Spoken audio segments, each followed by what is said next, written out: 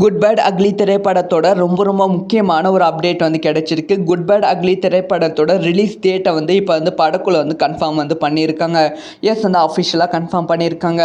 இதை பற்றி ரொம்ப டீட்டெயிலாக தான் பேச போகிறோம். ரொம்ப முக்கியமான ஒரு வீடியோவாக தான் இருக்க போகிறது. ஸோ ஸ்கிப் பண்ணாமல் பாருங்கள். அதாவது வந்து விடாமுயற்சி திரைப்படம் ரிலீஸ் ஆகிட்ட அப்புறம் தான் வந்து குட் பேட் அக்லி திரைப்படம் ரிலீஸ் ஆகும் அப்படிங்கிற ஒரு விஷயத்தை வந்து ஆதிக் ரவிச்சந்திரன் அவர்கள் சொல்லியிருக்காங்க. இப்போ வந்து விடாமுயற்சி திரைப்படம் வந்து தள்ளி போயிருக்கு. ஸோ படத்தோட ரிலீஸ் தேதி என்ன அப்படின்னு சொல்லி யாருக்குமே தெரியாமல் இருக்குது. ஸோ குட் பேட் அக்லி திரைப்படம் எப்போ ரிலீஸ் ஆகுமா அப்படிங்கிற ஒரு டவுட்டும் வந்து இப்போ அதிகமாக எழுந்திருக்கு. அப்படிங்கிற ஒரு சந்தேகம் வந்து ரசிகருக்கு மத்தியில் அதிகமாகவே இருந்தது. இது எல்லாத்துக்குமே முற்றுப்புள்ளி வைக்கிற விதமாக அஃபிஷியலாக குட் பேட் அக்லி திரைப்படத்தோட டிஸ்ட்ரிபியூட்டர்ஸ் வந்து ஒரு அனௌன்ஸ்மெண்ட் வந்து கொடுத்துருக்காங்க. எஸ் வந்து குட் பேட் அக்லி திரைப்படம் அஃபிஷியலாக வந்து அவர் ஒரு போஸ்டர் ரிலீஸ் பண்ணியிருக்காங்க. ஏப்ரல் 1 வெளியாகும் அப்படிங்கிற விஷயத்தை வந்து கன்ஃபார்ம் பண்ணியிருக்காங்க.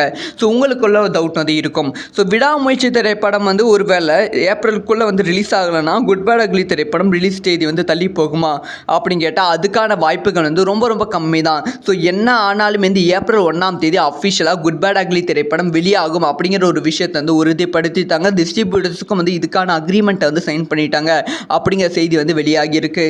ஸோ வந்து விடாமுயற்சி படக்குழு வந்து லைக்கா நிறுவனம் கடைசி வரைக்கும் வந்து டிஸ்ட்ரிபியூட்டர்ஸ்க்கு அக்ரிமெண்ட் ஒழுங்காக சைன் பண்ணாமல் இருந்த ஒரு காரணமே வந்து ஒரு மிகப்பெரிய காரணமாக வந்து படத்துக்கான ரிலீஸ் டேட் வந்து தள்ளி போனது.